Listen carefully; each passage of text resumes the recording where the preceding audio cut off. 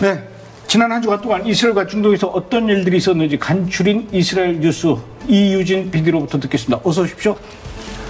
자, 첫 번째, 엊그제죠. 12일 날, 5월 12일 날 하마스에 억류돼 있었던 이스라엘 인질 한 명이 석방됐어요. 이스라엘 사람이면서 또 미국 국적이기도 한 남자인데 느닷없이 한 명만 석방됐습니다. 이번에 석방된 사람 구체적으로 어떤 사람이고 어떻게 풀려난 겁니까?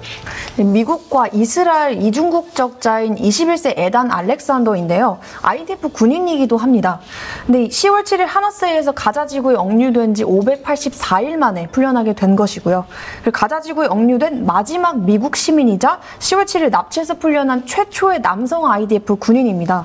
이번 알렉산더의 석방은 하마스와 미국 간의 별도의 협상을 진행해서 결정이 된 것인데요. 근데 미국은 이 협상을 네타냐후 총리에게 사전에 이제 알리지는 않았다고 합니다. 그럼 이제 가자지구에 남아있는 이스라엘 인질들 몇 명이나 되는 겁니까? 지금 현재 58명의 인질이 아직까지 가자지구에 남아있는 상황이고요. 그중에서 생존자는 20명 안팎으로 추정이 되고 있습니다. 그리고 그 나머지에 대해서 네타냐후 총리는 불행히도 나머지는 살아있지 않다라고 언급을 한 바 있습니다. 58명 중에 20명이 생존자면 38명은 이미 사망했을지 모른다 이거죠. 참 기가 막히네요. 이런 상황에서 미국이 하마스를 향해서 새로운 휴전 협상을 제시했다고 하는데 미국이 하마스한테 제안을 했나 봐요. 어떤 내용으로 협상을 제안한 겁니까? 이제 이 휴전 협상은 카타르 도하에서 미국이 중재하에 진행이 되었고요. 그리고 협상 전에 미국이 하마스에게 남아있는 인질 절반을 석방하는 대가로 몇 주간의 휴전을 제시했다고 하는데요. 이번에 풀려난 알렉산더의 협상을 비밀리에 이제 협의하는 과정에서 이 해당 제안이 나왔다고 합니다.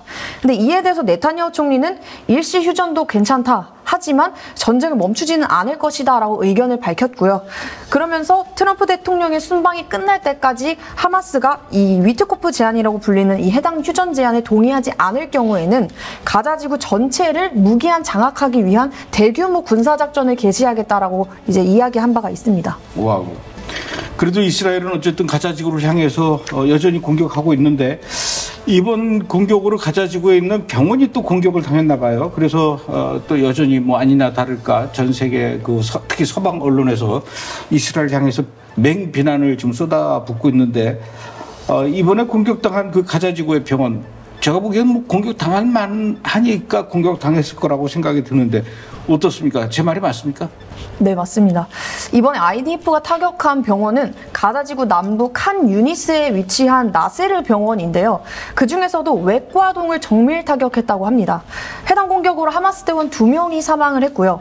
그리고 IDF에 따르면 이 해당 외과동은 하마스의 지휘 통제 시설로 사용된 곳이었고, 그리고 이곳에서 하마스 주요 인물들이 테러를 기획하고 그리고 테러를 실행해온 곳이었다고 합니다. 그 저의 예감이 틀리지 않잖아요.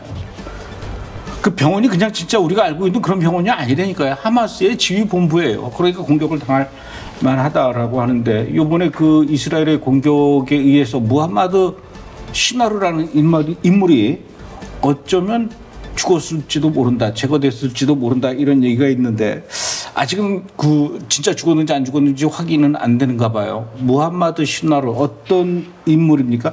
이름이 시나르가 낯선 이름 같진 않아요. 네, 이전 하마스 최고사령관이었던 야히야 시누아르 때문에 이제 익숙한 이름인데요. 이 야히야 시누아르는 작년에 IDF 신병에 의해서 발각이 된 후 사망된 그 인물인데요. 이 무함마드 시누아르는 이 야히야 시누아르의 동생으로서 그렇군요. 네. 동생. 이 시나르가 성이네요. 맞습니다. 예. 동생이다 보니까 형의 임무를 물려받아서 현재는 사실상 하마스 최고사령관이나 다름없는 그런 인물입니다. 근데 이 무함마드 시누아르가 이번 공습으로 제거됐을 가능성이 있다는 보도가 나오고 있는 것인데요. 이번에 IDF가 유럽 병원에 수십 발의 폭탄을 투하를 했을 때 이 병원에서 땅굴이 드러났는데 그 땅굴 안에 무함마드 시누아르가 있었다면 아마 사망했을 것이다 라는 추측이 나오고 있습니다.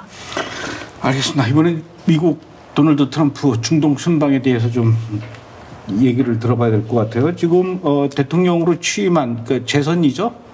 트럼프 2기가 시작된 이후로 처음 해외 순방한 나라들이 중동 국가들이에요. 먼저 사우디를 갔다가 카타르를 갔다가 아랍에미레이트 가는 그런 일정인데 지난 5월 13일부터 사우디아라비아 순방이 이제 시작이 됐어요. 특별히 이렇게 이 중동 세 나라 사우디, 카타르, 아랍에미레이트 방문하는 이유가 간단하게 한번 설명을 해주시죠. 간단하게 말씀드리면 이제 먼저 시리아에 대해서 미국의 정책을 재편하는 것과 그리고 걸프 지역 투자 유치를 확보하기 위해서 논의를 하기 위한 목적이 있고요. 그리고 우크라이나 러시아 전쟁과 이스라엘 하마스 전쟁의 종식을 위한 그런 외교적 노력을 강화하는 그런 목적이 있다고 합니다. 도널드 트럼프의 사우디 방문, 카타르 방문, 아랍에미레이트 방문 요거에 대해서는 2부에서 우리 조현영 기자가 아주 그냥 깊숙이 날카롭게 분석을 또 해줄 걸로 지금 기대하고 있습니다. 자, 그런데 지금 사우디 방문이 끝나고 지금 카타르가 있어요. 사우디 방문 이제 끝났는데 빈살만 하고 무슨 얘기를 했답니까? 먼저 아까 말한 것처럼 시리아에 대한 미국의 제재를 전격 해제하겠다라고 선언을 했고요. 그러면서 사우디가 6천억 달러, 약 850조 원에 달하는 거래를 체결했다고 합니다. 와우. 네. 그리고 특히 약 1,420억 달러, 약 201조 원에 달하는 역사상 최대 규모의 방위 산업 계약을 체결했다고도 했는데요. 이외에도 빈살만은 에너지, 그리고 국방, 광물 자원 등의 다양한 분야의 MOU에 서명했다고 하면서 사우디와 미국 간의 이런 다양한 투자 협정이 장기적으로는 1조 달러에 달할 수 있다라고 밝혔습니다. 근데 또한 트럼프 대통령은 사우디를 향해서 아브라함 협정에 참여하길 바란다고 밝혔는데요. 하지만 그 시기는 사우디가 정할 것이다라고 전하기도 했습니다. 이 정도 얘기되면 조만간 또 사우디도 이스라엘하고 아브라함 협정 맺을 것 같아요. 네. 어쨌든 지금 사우디 여행 끝났고 지금 카타르를 방문 중이고 그 다음 이제 아랍에미레이트인데 에미레이트는 아직 가지도 않았는데 벌써부터 이 트럼프가 에미레이트를 향해서 약 2조 원가량의 무기를 수출하겠다 이렇게 약속했다는 얘기가 벌써부터 나오고 있어요. 무슨 무기를 얼마나 수출한다는 거죠? 군용 항공기랑 장비 판매를 승인한 것이라고 하는데요. 구체적으로는 CH-47 치누크 헬리콥터 6대와 그리고 그런 여타 장비들 그리고 F-16 전투기 부품 등을 인수하게 된다고 합니다. 근데 미국 국무부는 이 해당 장비들을 아랍에미리트가 수색이나 구조 그리고 재난구호, 대테러 작전 이런 데다 이제 사용할 수 있게 될 것이다라고 했고요. 그리고 아랍에미리트는 중동의 정치적 안정과 경제 발전을 위한 미국의 중요한 파트너다라고 언급을 하기도 했습니다. 그런데 제가 이제 궁금한 것은 트럼프가 중동 국가를 방문하면서 사우디도 가고 카타르도 가고 아랍에미레이트도 가는데 사우디 바로 옆이 이스라엘이거든요. 이스라엘은 이번에 그 순방 국가에서 빠졌어요. 안 가는 특별한 이유가 있습니까? 안 그래도 이번 중동 순방에서 트럼프 대통령이 이스라엘을 패싱한 거 아니냐 이런 이야기들이 많이 나오고 있는 상황인데요. 이에 대해서 이스라엘 대사인 마이크 허커비는 그런 거는 아니고 이제 이스라엘도 머지않아서 방문을 할 것이다라고 이야기를 했고요. 거기다 트럼프 대통령도 지금 이 나라들과 이렇게 관계를 유지하는 게 오히려 이스라엘에게 좋은 일이 될 것이다라고 이렇게 이야기를 하면서 이스라엘이 소외되고 있다라는 주장을 일축을 했습니다. 근데 이게 왜 이제 더 궁금증이 생기냐면 요즘 들어서 미국과 그 이스라엘의 관계가 많이 좀 소원해지고 있는 게 아닌가. 이번에 이 가자지구에 있었던 인질 한 명 석방한 것도 미국하고 하마스하고 직접 협상해서 자기네 미국 국적 인질만 석방시키고 그러니까 이스라엘을 따돌렸다 뭐 이런 얘기도 있고 그래서 아마 이런 얘기가 나오는가 본데 미국이 결국은 팔레스타인을 국가로 인정하기 위해서 승인하기 위해서 이렇게 분위기가 좀 심각해지는 게 아닌가 이런 걱정이 들거든요. 우선 사실 확인부터 좀 해봐야 될 것 같아요. 진짜입니까? 사이가 안 좋아집니까? 그런 보도가 굉장히 많이 나오고 있는 상황이기는 합니다. 근데 여기에 대해서 마이크 허커비 대사가 SNS를 통해서 이제 그 해당 내용을 실은 전어를 대놓고 비난을 했는데요. 신뢰할 수 없는 출처고 그리고 더 나은 소스를 사용해야 한다 이렇게 지적을 하면서 자신의 4살짜리 손자 테디가 훨씬 더 믿음직스럽다 이렇게 이야기를 하기도 했습니다. 또한 이 해당 보도에 대해서도 말도 안 되는 보도이고 그리고 이스라엘은 트럼프 대통령보다 더 좋은 친구가 없다 이렇게 언급을 하기도 했는데요. 트럼프 대통령과 네타냐후 총리와의 이런 불화설 그리고 이런 보도들을 이 한마디로 일축을 했습니다. 4살짜리 손녀? 손자? 손자. 손자 테디. 태디가 났다 이거죠. 네. 근데 왜 계속 그런 얘기가 나오는 거예요? 사실 최근 계속해서 이렇게 이스라엘이 뭔가 소외되고 있는 듯한 양상들이 반복적으로 좀 보여졌기 때문인데요. 이번에 인질 알렉산더 석방의 경우에도 이스라엘 모르게 미국과 하마스가 비밀리에 협상을 진행한 것도 그런 경우였고요. 또 중동 순방에서 미국의 최우방국인 이스라엘을 건너뛴 것도 그런 경우였고, 그리고 최근에 있었던 미국과 후티 간의 휴전도 사실 이스라엘이 뒷전이 느낌이었던 거였고요. 그리고 이란과 현재 진행 중인 핵 협상 관련해서도 미국은 이스라엘 입장과는 이스라엘은 굉장히 강경한 입장인데 거기에 대해서 좀 다른 노선을 보인 그런 여러 가지 이유가 있었는데요. 이 모든 흐름들 때문에 결국 미국이 이스라엘을 패싱하고 있다, 이런 이야기가 나오게 된 것 같습니다.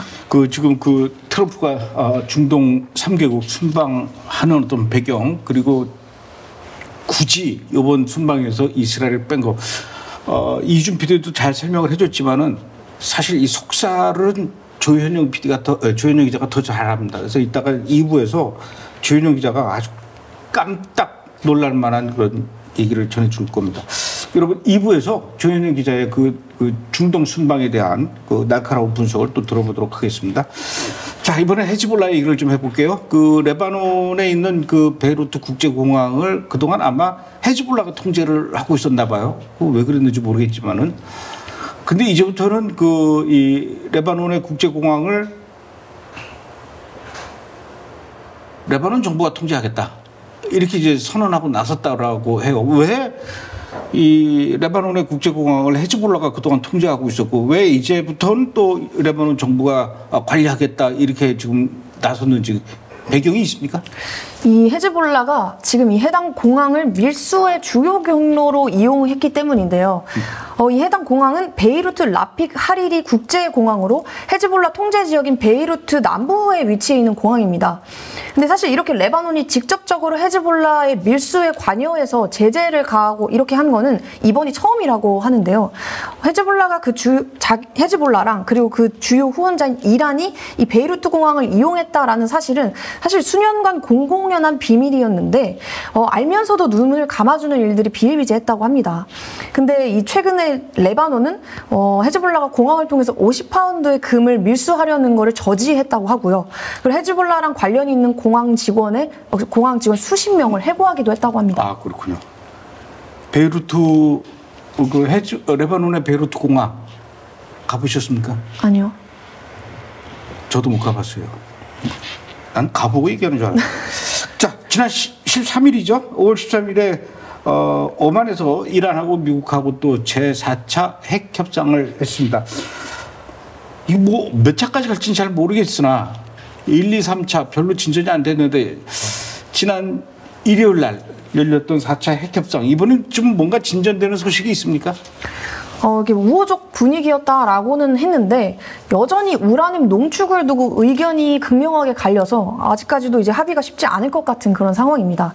네, 이번 고위급 협상에서는 이란의 우라늄 농축 프로그램의 존폐가 주요 쟁점으로 떠올랐는데요. 미 중동 특사인 스티브 위트코프는 미국이 타협할 수 없는 레드라인은 핵 농축 금지라고 전했습니다.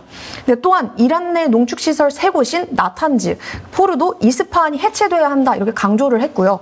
의견 차이가 이렇게 좁혀지지 않은 아직까지 그런 상태로 다시 5차 회담을 바라보고 있는 그런 상황입니다. 5차 회담도 역시 오만에서 계속 하겠죠? 아마 그럴 것 같습니다. 오만 가보셨습니까? 아니요. 저도 못 가봤어요.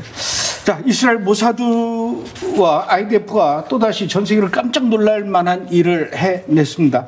43년 전인 1982년도에 레바논과의 이스라엘의 전쟁에서 그때 당시 실종된 이스라엘 군인인가 봐요. 3명이 실종됐는데 이번에 시리아에서 그때 실종된 이스라엘 군인 중에 1명이 시신을 수습했다고 하는데 1982년 레바논 전쟁이라고는 하는데 어떤 상황에서 누가 실종이 됐고 이번에 어떤 과정을 통해서 수습이 됐고, 근데 그 사람이 이 유골이 수습됐는데 그 사람이 1982년에 실종된 이스라엘 군인이라는 걸 어떻게 알아냈답니까?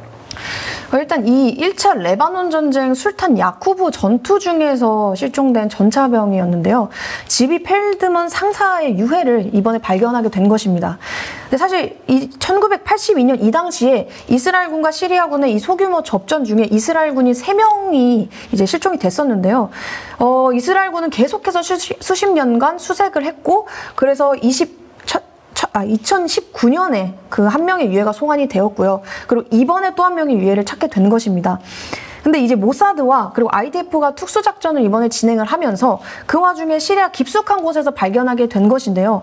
유해 발굴 작전은 이스라엘 출신이 아닌 그 모사드 요원들에 의해서 수행되었다고 하고요. 그리고 이스라엘 국경에서 수십 킬로미터 떨어진 곳에서 작전을 수행하던 중이었는데 그렇게 공격을 받으면서도 목숨을 걸고 시신을 수습했다고 합니다. 이야, 하여튼 이스라엘의 모사드는 참 전설적인 이런 일들을 많이 해내요. 참 대단합니다. 자, 그리고 지난 5월 12일 날 예루살렘에서 있었던 일인데 3000년 전에 솔로몬의 성전이 있었던 곳이고 2000년 전에 헤롯의 성전이 있었던 곳. 그러나 지금은 이슬람 사원, 황금 사원이 있는 그 성전산이죠. 예루살렘의 성전산이. 그리고 이제 이 무슬림들은 아라크 사원이라고 하는, 여기에 유대인들이 염소를 몰래 숨겨서 아라크 사원 그 마당으로 들어가려다가 걸렸대요. 이들은 염소를 왜 굳이 그 염소를 갖고 들어가려고 했는지 이 좀 사건 좀 설명 좀 해주시죠. 이제 제2유월절을 이제 기념하려고 염소를 제물로 바치려고 했던 것으로 보입니다. 제2유월절은 뭐예요? 아, 저 사진이고 저 영상이군요. 네네. 이게 제2유월절이 원래 이제 유월절을 지키러 가는데 그 유월절을 피치 못할 사정으로 지키지 못한 사람들이 제2유월절에 가서 이제 지키게 되는, 그렇게 되는 건데요. 사실 이 성전산에서는 비무슬림의 기도와 종교 의식이 허용되지 않는 것은 물론이고 동물 제사도 당연히 엄격하게 금지가 되어 있는데요. 그럼에도 불구하고 이번에 체포된 9명의 용의자는 슈퍼마켓 쇼핑백에 살아있는 염소를 이제 넣고 숨겨가지고 예루살렘 성전산에 밀반입을 하다가 걸렸다고 합니다. 근데 이 경찰에 따르면 구시가지 골목길에서 저렇게 의심스러운 행동들을 보여서 물리적 충돌까지 이어지게 된 건데요. 이 9명의 용의자는 예루살렘과 유대 사마리아 지역의 주민들이었다고 합니다. 그리고 경찰관은 이렇게 폭행하고 공공질서를 어지럽힌 혐의로 체포가 된 후에 신문을 위해서 이송되었다고 합니다. 예루살렘과 유대 사마리아 지역에 사는 유대인이라면 정통 유대인들일 겁니다. 그 일반적인 유대인들은 저런 짓 안 해요. 그리고 이렇게 화면을 보니까 보통 유대인들이 들어가는 그 황금사원 안으로 들어가는 입구가 있거든요. 네. 또는 외국에서 온 관광객들이 들어가는 입구, 그 입구가 하나예요. 그리고 이스라엘 군인들이 거기서 지키고 있고, 물론 그 전에 이 금속 탐지기 다 거쳐야 되고, 성경책 같은 거 있으면은 미리 다 빼놓고 그러고 가야 됩니다. 근데 저 영상 보니까 그 입구가 아니네요. 저기는 유대인들이 들어갈 수 없는, 무슬림들만 들어갈 수 있는 입구인데 저렇게 그냥 막 염소를 들고 그냥 뭐라 그래야 됩니까? 그냥 무조건 밀고 들어가는, 그 슈퍼마켓에서 파는 쇼핑백이면 얼마나 커봐야 얼마나 크겠습니까? 거기다가 염소를 집어넣었으니 몸싸움은 일어나지. 이스라엘 군인들, 무슬림들하고 또 정통 유대인들하고 막 치고받고 막 이러고 있지. 쇼핑백 안에서 염소들이 매 하고 막 아수라장이었을 것 같으네.